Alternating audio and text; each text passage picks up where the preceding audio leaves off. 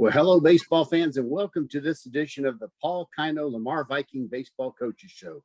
I'm Bill Frawley, and with me, as always, is head Viking baseball coach Paul Kino. Coach, how are you tonight?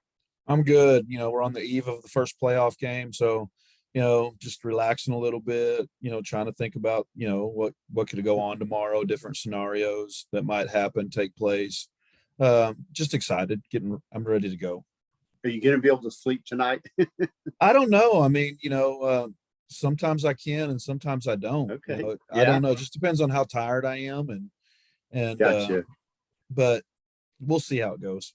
All right. We'll try not to keep you up too late recording the show then tonight. But we've talked about it before, but I can imagine it's got to be just do different things in your mind because you and the other coaches have prepared the team. They've played hard. They've earned their spot in the playoffs. But there's just so much you cannot control once they hit the field tomorrow. Not just with the players, umpiring, the other team, all that stuff. So I'm kind of arrogant. I've said that before. I try to be humble and act humble, but I'm kind of arrogant, and I like to think I can control a lot of things that I really can't control. So the biggest thing you try to control is making sure that they're in the right frame of mind. Making sure they're ready to go, presenting them with good practices or having good practice plans, and when you get in the playoffs, it's a little different. We're not working out three teams together. The JV and the freshmen are done. So they're not really practicing. Right. They're there to shag during batting practice. And then at 3:00, they're gone. So, it's a lot faster practice because you're not doing something three times. Gotcha. When we do individual D and I have the infielders, we have 30 minutes of individual D because you look up and you got 5 third basemen, you got 5 shortstops, you got 5 second basemen, 5 first basemen. So you got to have more time to make sure they all get the work that they need to get. Right. But, you go to the playoffs and all of a sudden you look up and you got 2 at each spot. So you're kind of cutting it. You're kind of cutting that time down so you don't wear them out. And, they're not throwing 100 balls across the diamond with every ground ball they're taking. You want to get them their work, but you also want to keep them fresh. And so, I think Monday the players looked up and like, we're done. It's like 4:25, 4:30-ish, and obviously we start at, we're not starting at 3:00. We're starting, period starts at 1:30. You have study hall. So you're really starting to hit at 2:00. The football guys come out at 3 right after school. They hit in the last group. You're done by 3:20 with them hitting. You're transitioning into individual defense and whatever else you have planned for that practice. And you're getting done by about 4:30. The kids are looking up like, that's it? I'm like, yeah, guys. I mean, I'm not here to wear you out. I'm here to make sure you get done what you need to get done. I want you to be fresh, and so it's nice. It's a nice weird because, after you do something a certain way for, 2.5 months, all of a sudden you're kind of condensing things and not spending as much time it doesn't take as much time to do group work and individual work as it normally does. Do you think it throws the players off at all, having shorter practice time? No, I mean, I think it's a little weird for them at first, but then, I'm like, did you guys take enough ground balls? And they're like, yeah. So did you guys take enough fly balls? Yeah. Did we work this? Did we work that? And they're like, yeah. So guys, it just doesn't take as long because you're not having to do 3 teams. Yeah. You're just doing one team. Same number of reps and everything, but just quicker duration. Yeah. Because you're eliminating those freshman reps and those JV reps. Makes sense. So, they understand. I mean, I think they feel good about it. I think they understand. It's just making sure we've had 3 good practices. It's making sure they're in the right frame of mind. Talk to them a little bit today about more so, Jesuit's a good team. We're a good team. This is playoff baseball. When you played Arlington High, that was 2 playoff teams playing each other. You play South Perry, that's 2 playoff teams playing each other. And, what separated the games that we won and the games that we lost, and understand that's what playoff baseball is, like we talked about, Arlington High in the 2-0 game that we lost, should have been 1-0 going into the 5th. We get a leadoff hit or a walk. I can't remember. I think it was a hit by Nate. And, go to bunt the 2-0 hitter. He pops up the bunt. Yep.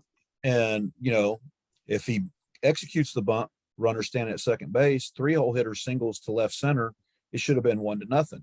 But since we didn't execute the bunt, it wasn't 1-0. Then Arlington High scored their runs. We walked the leadoff hitter in the 6th inning. They go to bunt them. We don't execute the bunt defense. Next thing they take advantage of that, and it ends up being 2-0. They score 2 in that inning. And like I told them, that's playoff baseball.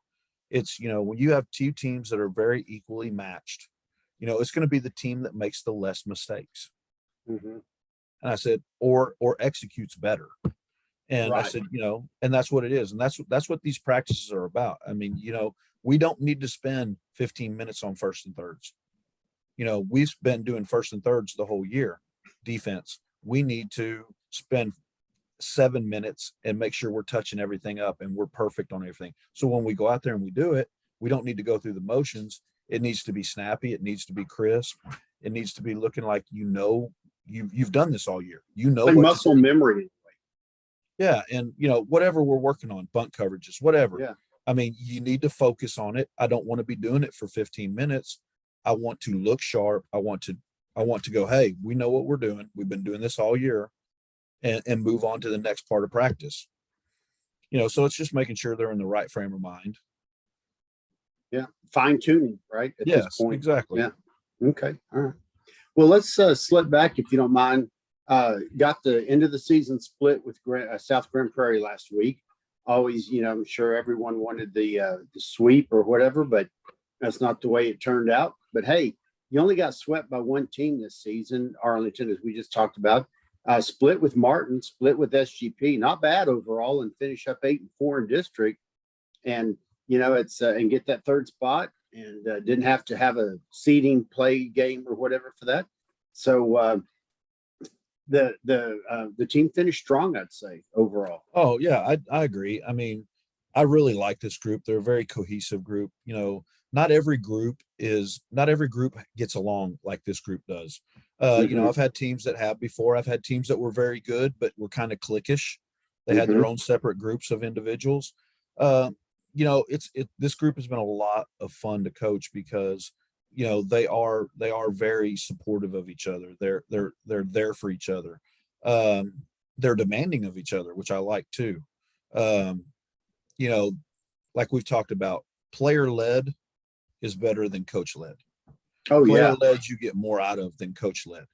I mean, it's my job, like I've said before, it's my job to have a practice plan. It's my job for to go to practice, to set a culture, to demand excellence, and to get it out of the kids. But it's so much better when the kids push each other to get it out of them. Well, yeah, and they're challenging each other, not in bad ways, but challenging each other, whether it's for the starting position at a spot or just let's do better as a team. Let's go get this next game in this series or whatever. Yeah. So I'm very proud of them. I mean, I also am.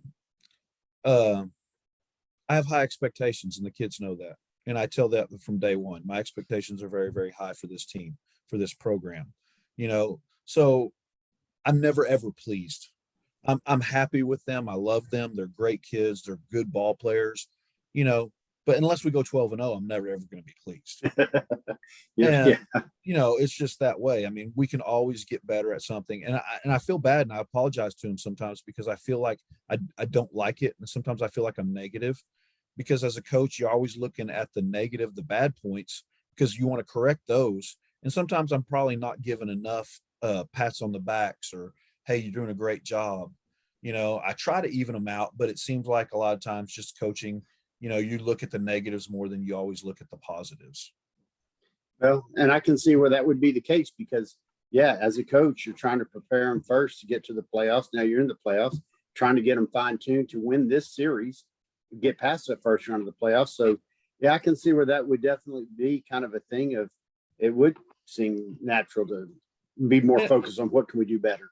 And, like today, there's a few times when we were doing bunt coverages, we didn't communicate very well. And, pitchers weren't talking to the fielders. I got it, you take it. Those kind of communication things. And, after we got done doing first and thirds, and they didn't do a bad job, we just weren't communicating.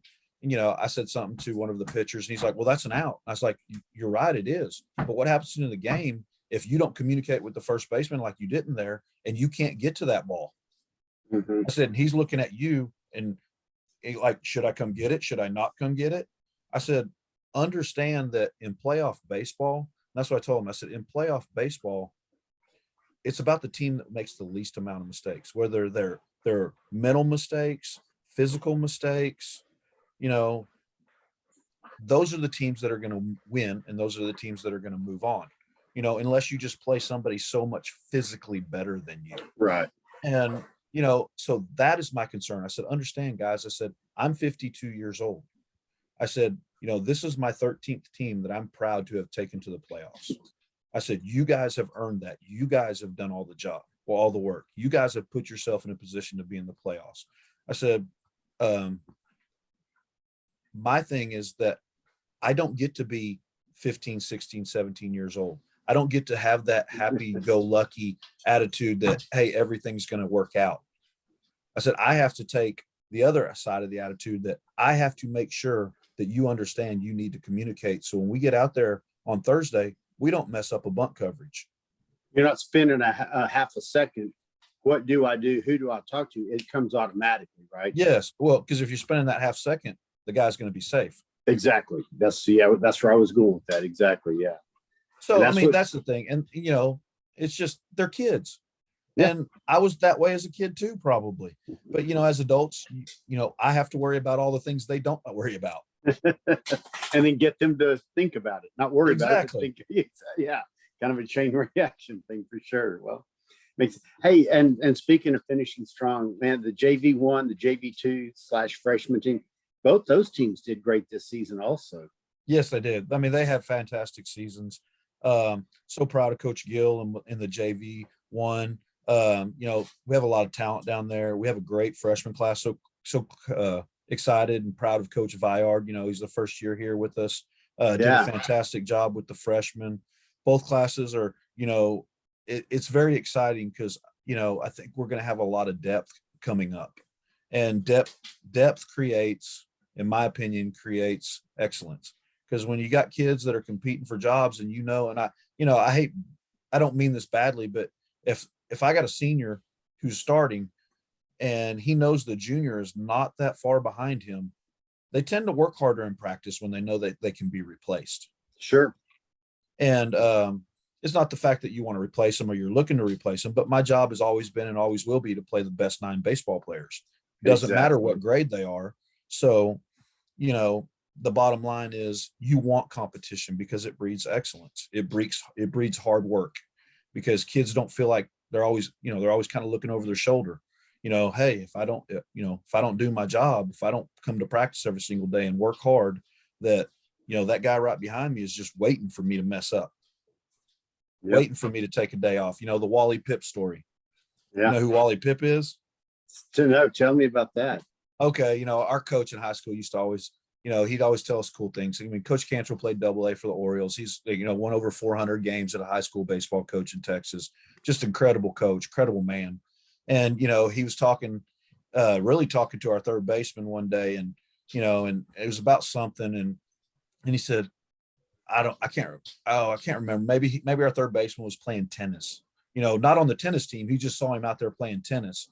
And he was like, oh, you're out there playing tennis? You ever heard of tennis elbow? You ever heard of Wally Pipp?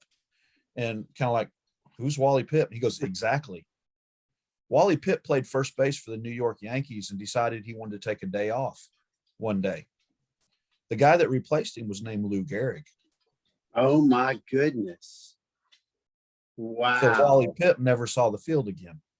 Because he decided to take that day off. Lou Gehrig started and then worked so hard he kept the position. Wow. And played 2,100 and some odd games without ever coming out of the lineup. The Iron Man of his era. Yeah. So I mean, that's the kind of thing you kind of want. You want that attitude of, man, I can't take a day off. I got to practice every single day hard. I got to be ready to go, because that dude right behind me, if I give him an inch, he'll step into my spot. Yeah. The Wally Pipp story. I like that. Thanks for sharing that with all of us, Coach.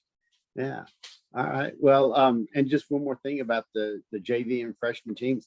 They have that same team attitude, that teamwork. They have that same looking out for each other. So I can see all those players just sort of gelling as they evolve into their next levels, whatever those are, of JV and varsity at Lamar. And there's really some momentum and a lot of good things happening for Lamar Oh, baseball. I think so. I mean, the hard part about kids moving up from freshman to JV and everything, sometimes it can be, you know, a lot of people they look at Mason played third base last year. Mhm. He had the ability to play third base. We needed that at that moment there last year. So he came in, he played third base, did a good job, really not a true infielder. So he went back out to the outfield this year. Well, a lot of guys get caught up. Well, oh, he's playing third base, so he's not going to play the outfield, So, oh, I'm the next in line, or Gotcha. oh, this, oh, that.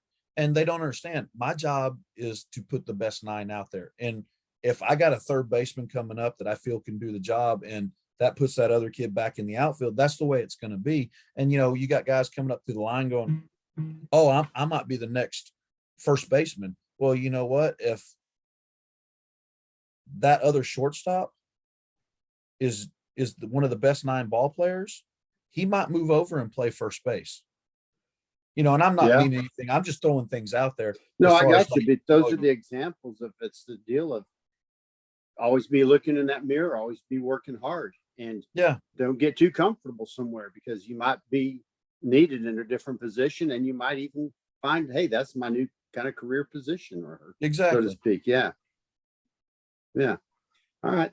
Well, so we've had a little sneak peek, talk about some of the playoff stuff, but as you had mentioned before, Dallas Jesuit, this is called by district round, correct? Yes. And so it's a best of three series.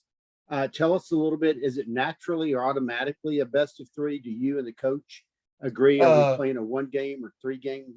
This is the last year that you could flip for it to be a 1 game. Next year it's an automatic 3 game unless each coach decides and agrees to play 1 game. I'm a series guy. I am. I might be a flip guy for 1 game if I had like a big time Division I pitcher that was throwing 92, 93 miles an hour. And, I looked across who were playing and I felt like they had a better overall pitching staff than us. Mm-hmm. Then I might flip 1 game. But, I mean, I've had some good pitchers roll through, but I've never had that dude throwing 92, 93 that I felt like just going, hey, let's roll the dice 1 Let's game. put it all on 1 game. Yeah. Sure. But, so I'm a series guy. And, I'm just excited about it. I think, I've talked to several people about Jesuit. They're a good baseball team. They're not I can't remember. I think they won the state championship 5-10 years ago. They had a big time left-hander who threw really hard. That a couple years ago they had the shortstop that got drafted. From my understanding, they're not that Jesuit this year. They're good. They're just right. They play the game the right way. They're solid defensively. They don't have any gassers on the mound. They have good quality pitching. But kind of much like we do. We don't have that guy that can just heat it up. We pitch well. I mean, we pitch change for contact, go to contact. We don't walk a lot of people, and that's what their pitchers do. So, it's going to come down to those things. If they're, like I said, the little things, walking a guy, not making a play, not getting a bunt down. And those will be the things that will probably decide this series. Yeah. Yeah. I was at that South Grand Prairie game on Saturday, the delayed because of weather stuff, but and had to be played over there. But I was sitting in the stands, of course, and with some of the parents, which I don't get to do that a lot. And I enjoy sitting in the stands and visiting with some of the parents and the players, even the JV players and stuff. But, a couple of the guys' dads were watching on Game Changer, somehow keeping up with the the seeding game, if you will, between Jesuit and JJ Pierce. And, it was a close game back and forth. And at one point, one of the parents said, well, who are we rooting for? Who do we want to play first round? I said, my thought, and coach, I think you would be similar. It's like, it really doesn't matter which team you play. And especially if they're both like tied for first place and they have to play a game to determine first and second, they're so evenly matched anyway. But again, it comes back to, let me guess if this would be your thought, you're really just going to focus on playing Lamar baseball and doing the best most no matter definitely. who you play. I mean, obviously, that is the most important thing is that we play the game the way that we play the game. we do the things that we've done all year long. Make the routine plays, don't walk people. And it's very repetitive. You're going to hear it week in and week out. But, every coach I've ever talked to, they may say it different ways, but we're all saying the same things. Don't give them extra base runners by walking people or making errors. Make the routine play. Compete at the plate. Be a tough out. Pound the strike zone. We're all saying the same things. We just might say it different ways. Yeah. Obviously, we've played Pierce the last 2 years. I know he's got 2 good left-handers. We have quite a few lefty bats in the lineup. We haven't seen that many left-handed pitchers this year. I heard Highland Park had a really good left-hander and had a couple of them. So, kind of looking at Jesuit, I know they have a lefty, but everything I've heard is he's not overpowering. He's a really good pitcher, but he's not going to overpower you. He's 81, 82-ish. Okay. Maybe 83, but but he's not going to be 88, 89, 90. So the batters can step up to the plate and have some pitch selection. Well, which pitch do I want to? Well, I don't think they really want to get behind him because I heard he had good off speed. But it's the fact of maybe you don't feel as much pressure when a guy's throwing 88, 89 miles an hour, 90 miles an hour. You feel pressure to get the barrel into the hitting zone, and therefore, you're trying to get out there and get the barrel into the hitting zone. Therefore, all of a sudden, their off speed becomes that much better because you feel pressure to get the barrel there. Gotcha. Where if you're not feeling as much pressure to get the barrel there, you feel like you can sit back, you can wait a little bit longer, and you don't tend to get fooled by the off speed as much. So, that's what velocity does. Bo Burrows, when he pitched at Weatherford, and he was a first round draft choice. I mean, when he's throwing 97, 98, you don't have a lot of time to determine whether it's a strike, where it's going to be. I got to get the barrel moving. Yeah. And at that time, he's pitching professionally. He was a really good player, and he's still a really good player. And I didn't think his off speed was that great. But what made his off speed so good was because we felt the pressure and we had to get the barrel out on a 97 mile an hour fastball, because if you didn't, you were done. You were late. Mm-hmm. And you weren't going to catch up to it. But that all of a sudden made his off speed that much better. Where all of a sudden we're out in front on the off speed because we're trying to get the barrel there. Trying to get that timing just right. Exactly. And, I feel better because I feel like, our left-handers won't feel that need to really try to get the barrel out front. I mean, the kid's going to be a good pitcher. That's all I've ever heard about him. He's a good pitcher. He's going to mix it up, but maybe we won't feel the need or the pressure to get the barrel out front because he doesn't quite throw as hard as some of the other guys we've seen. Okay. All right. Well, that's some good analysis right there. And it'll be interesting to see how the players step up to the plate, expecting to hit the ball, just like you've talked about before. Mm-hmm. Not will I hit it, but expecting to, and that type of thing. Well, I'm excited about the playoffs. Got my playoff shirt on. Yeah. I'm going to wear mine to school tomorrow. I got to thank the Booster Club. They took care of me and made sure I got one. And I'll just give a shout out. In fact, I had ordered one so I wouldn't miss the deadline. And then they called me up or texted me and said, "Oh, well, since we'll cancel that. We're going to make sure you're taken care of." They take such good care of me. And then, I was drinking some water and I got my Lamar Vikings mug that I got a couple years or so ago from the Booster Club. They really do nice things for all of us that help out up there. It's they're a great incredible. Thing. But I'm excited about the playoff baseball. But yeah, they are incredible Booster Club. Oh, I'm very fortunate. I say it every time. I mean, I have the best Booster Club in the state of Texas. I truly believe that. I mean, with everything they do for our program, they're just incredible. I'm excited about the playoff series. I think it's going to be a really good series. Again, kind of being arrogant, I think we can win. I mean, I think that we will win. I hope Coach Jones is telling his kids the same thing over there at Jesuit. Well, he should be. Yeah, exactly. Why wouldn't you be? Right. But I'm just excited. I'm ready to get going tomorrow. I'm ready to see us play. Hopefully we're relaxed and, confident. And I think that the kids are. Hopefully they don't get so geared up like we did game 1 against Arlington High, where we were chasing some bad pitches because we didn't take a good approach to the plate. But I think they learned from that game, so I don't think that they'll do that. Good. Just very excited about it.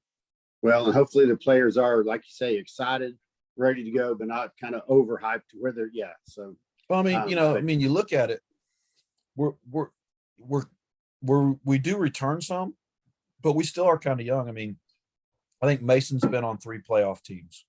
He's been on varsity since he's been a sophomore. Cooper Bernard's been on varsity since he's been a freshman. So this is his 3rd playoff team. Jalen Humbles was on the team last year, didn't play a ton. So this is, he got to experience it, but this is his first year really truly in the, well, no, last year he played. He DH'd. I brought him up his freshman year to experience it. So he's been in the playoffs 1 year. Cade Tryock was he played short last year for us, so he was in the playoffs. But there's some guys there, that we're counting on, and we've counted on all season, and they've done a really good job. That this is their first go round in the playoffs. I mean, especially maybe in the role that they're in. Nate was on our playoff team last year as a sophomore. He was on the varsity, but he had limited action. He did a great job with what he did, but he's one of the big dogs on the hill, and he wasn't one of those guys last year. And he's done an exceptional job the whole year. Same with Peyton, done an exceptional job. But this is their first time in Friday Night Lights or whatever you want to call it. This is their first time, so it's going to be fun, to see how they handle it. I think they'll handle it really well. I do too, and I think it's exciting to have the first game of the series at home at the Lamar Viking Diamond, and I'm just so confident we're going to have a great crowd out there and a wonderful environment, and I'm looking forward to it. Oh, I am too. Well, Coach, anything else to add before we close off for tonight? No, I mean, just proud of the boys at every level, not just the varsity. The varsity gets talked about a lot more, and Sure. and it's rightfully so. Yeah. A lot of sometimes a lot of parents don't understand that. That come up. Well, why does the varsity get everything? Well, the varsity should be looked up to. That's what I want to get to. I want to play varsity baseball. I want to start on the varsity team. And that's what you're working towards as a freshman. And, and there's, varsity gets 2 hats. Everybody else gets 1 hat. Varsity always gets the new uniforms. The other ones get bumped down, and it's something that should be looked forward to. It's something that should be, it's special. It's special to play varsity. You earn your way up there. It's a privilege and all that good stuff. Exactly. And so, I mean, the varsity gets talked more about and emphasized more on, but, I'm very proud of both of those, the JV1 and JV2 baseball teams, because they're the foundation. They're the guys moving up and hopefully continuing to make this varsity program go to the playoffs and do these things. So, they're the grassroots. That's where it starts. Yep. Well, you always give credit to the guys. You always say, well, they played hard. And I'll do it again. But Coach, without you and Goodman and Gill and Viard, they wouldn't be where they are. So hats off to you and your crew. Well, thank you very much. I mean, like I said, I have a great baseball staff that I get to work with every single day. They're great coaches. They're great men. They make my job a lot easier. But you can be a great coach, and if you don't have the talent, you're not going to be a very good baseball team or a good football team or basketball team. Exactly. So, we have good baseball players, and they come to Lamar as good baseball players, and our job is to try to make them better. And I think we do a good job of that. I do think we do a good job of teaching them the game of baseball, and teaching them how to handle adversity and different things, and just proud to be a part of it. I'm proud to be be just a little bit of their life. Well, that's awesome. Not much else to say. Way to go. Well, tomorrow night, everyone, by the time a lot of people see this, it'll be Thursday. So tonight, if you will, Thursday night, 7:00 first pitch, Lamar Viking Diamond, first of a best of 3 series against Dallas Jesuit Rangers. So come out, get there early, yell loud, eat some concession stand food, try shipwreck or whatever, and VFND. Yes, sir. Well, until next time, I'm Bill Frawley with head Viking baseball coach Paul Kino saying VFND. Bye, everybody.